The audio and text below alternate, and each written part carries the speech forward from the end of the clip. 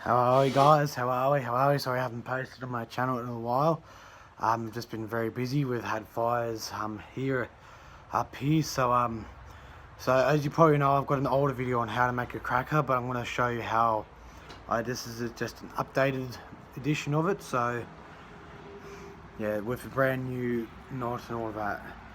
So then as you course, you get your baling twine, and you get it to you around about from your fingertips to here, but I tend to now leave a bit of overhang.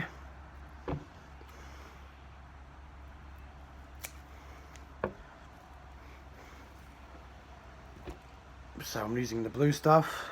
So then of course you guys know how to thin it down.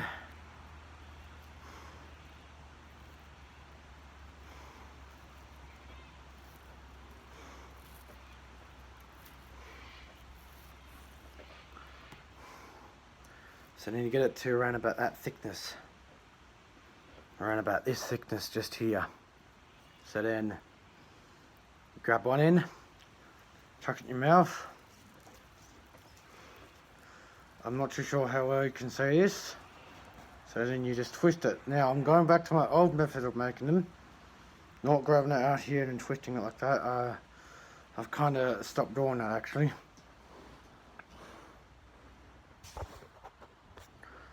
So then you get it like this. Twist him, twist him, twist him, twist him.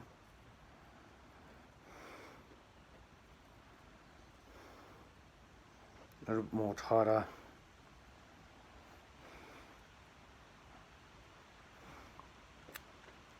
So then you get it like this. Put him in the middle like that. Making sure that these two ends are equal with each other.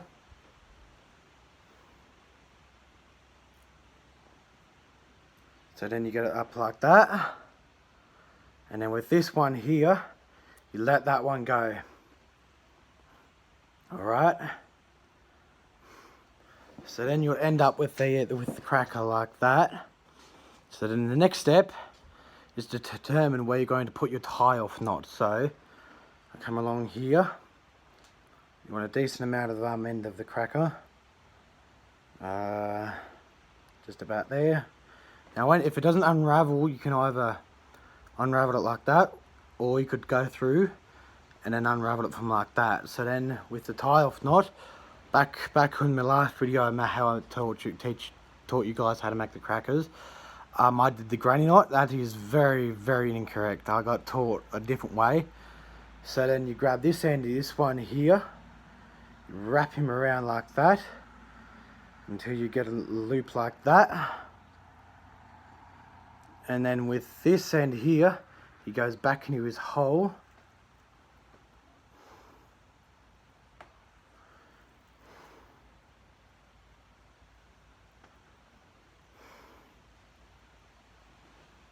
Like so.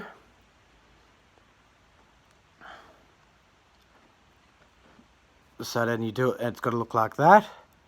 And I'll bring it closer to the camera. So it's got to look like that a bit. And then what you want to do with this end here, you want to cut your excess off, but you want it to be the same size as your twisted part here. Alright, so we'll roughly like that. Grab yourself a pair of scissors or a knife, or whatever you got. Get him here. And now I tend to do this with my when I'm cutting them, and then I go like that. So then there's your there's the stuff that came off, that you cut off, your excess. That just goes into the bin.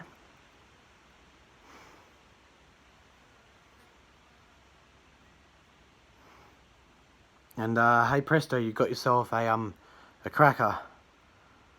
So that's the correct tie-off knot, by the way. It will need a bit of tighten, so